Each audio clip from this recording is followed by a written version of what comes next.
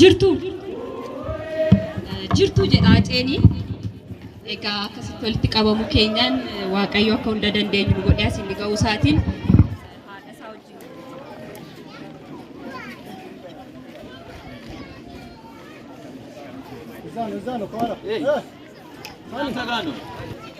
miira wal makaatu natti dhaga'amaa jira hin beeku. Egaa akkasitti walitti qabamuun keenya gaariidha. Mee hundi keenya iyyuu innaa akkasitti walitti qabamnu ol kaanee aceedhaafis warroota acee wajjin wareegamanis warroota amma wareegamaa jiraniifis daqiiqaa tokkoof otoo kadhannaa goonee natti tola.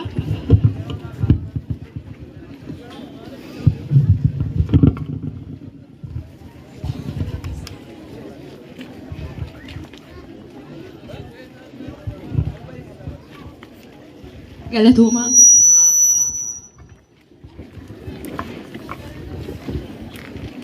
Egaa har'a garagaras taanuu bifaan amalaan adda adda yoo taanerree aceen har'a asitti walitti nu qabeera. Yeroo hundas akka asitti walitti qabamnuuf kan bidiruu nu ta'u isumadha. Egaa akkuma isaa goota jaalalaa qulqulluu abbaa dhugaa fakkeessuu fi fakkaachuu hin dandeenyeen baga asitti wal argine baga walitti qabamtaniin jedha. Galatooma.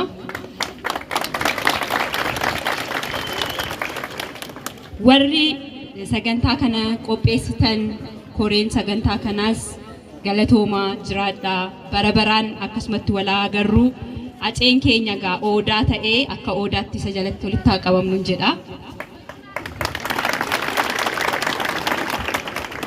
Har'a waa baay'een dubbachuus hin danda'u. Acee hedduun argaa gammadeera. Aceen koo yeroo hunda laphee keenya keessa jira. Egaa akkuma beekamu ergaa tokkoon dabarfachuu barbaada. Ergaan dabarfachuu barbaadus maqaa aceetiin waggaa acee tokkoffaa irratti faawundeeshinii maqaa isaatiin dhaabeen ture. Dhaabni irraa maatiidhaan dhaabnee jirra. Waggaa lammaffaa isaatti immoo awaardii qopheessineerra. Awaardii sanas laaltanii jirtu jedheen abdiin qaba. Gara fuulduraa immoo kaayyoon acee akkuma har'asin akkasitti walitti geessan kana bakka baay'eetti akka walitti geenyuuf kaayyoo guddaa qabna, karoora guddaa qabna. Karoora isaa sana immoo akkamitti galmaan geenya kan jedhuuf isin ani yogguu wal bira dhaabbannu waan ta'eef egaa akka beeksisaattan beeksifachaa jira. SMS yookaan immoo short koodii kan jedhamu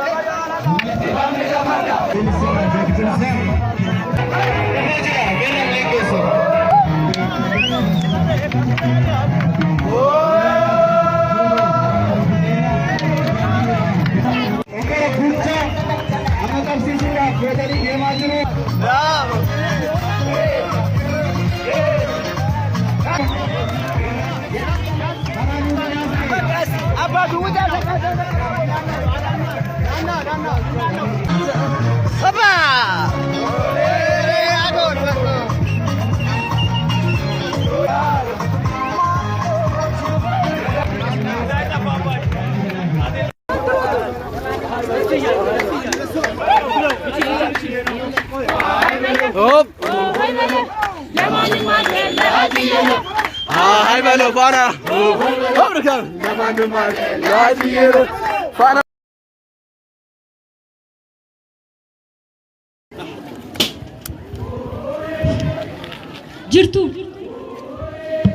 jirtu jedha Aceeni.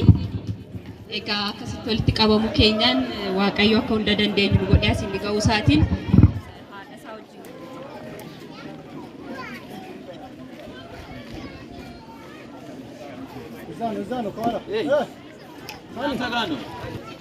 miira wal makaatu natti dhaga'amaa jira hin beeku. Egaa akkasitti walitti qabamuun keenya gaariidha. Mee hundi keenya iyyuu እና akkasitti walitti qabamnu ol kaanee Aceedhaafis warroota Acee wajjin wareegamanis warroota amma wareegamaa jiraniifis daqiiqaa tokkoof otoo kadhannaa goonee natti tola.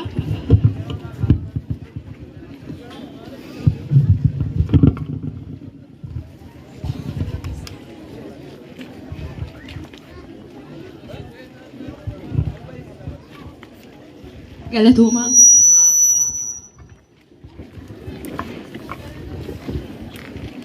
Egaa har'a garagaras taanuu bifaan amalaan adda adda yoo taanerree Aceen har'a asitti walitti nu qabeera. Yeroo hundas akka asitti walitti qabamnuuf kan bidiruu nu ta'u isumadha. Egaa akkuma isaa goota jaalalaa qulqulluu abbaa dhugaa fakkeessuu fi fakkaachuu hin dandeenyeen baga asitti wal arginee baga walitti qabamtaniin jedha. Galatoomaa.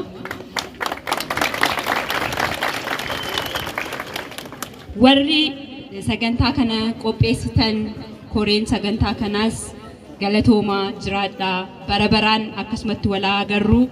Aceen keenya gaa Odaa ta'ee akka Odaatti isa jalatti walitti haa qabamnu jedha. Har'a waa baay'een dubbachuus hin danda'u. Acee hedduun argaa gammadeera. Aceen koo yeroo hunda laphee keenya keessa jira. Egaa akkuma beekamu ergaa tokkoon dabarfachuu barbaada. Ergaan dabarfachuu barbaadus maqaa Aceetiin waggaa Acee tokkoffaa irratti faawundeeshinii maqaa isaatiin dhaabeen ture. Dhaabni irraa maatiidhaan dhaabnee jirra.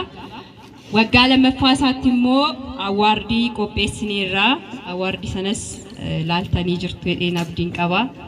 Gara fuulduraa immoo kaayyoon Acee akkuma har'asin akkasitti walitti geessan kana bakka baay'eetti akka walitti geenyuuf kaayyoo guddaa qabna, karoora guddaa qabna.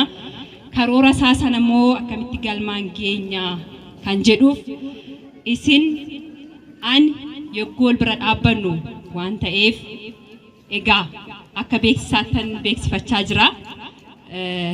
SMS yookaan immoo short koodii kan jedhamu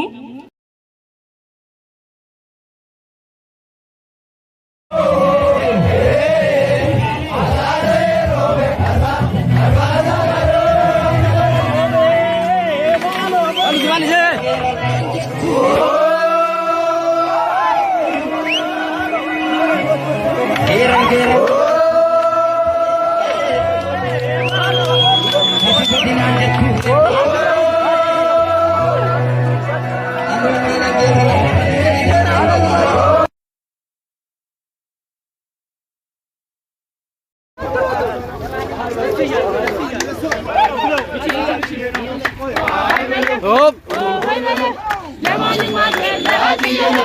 Hai balo fana. Hop rekam. Fana.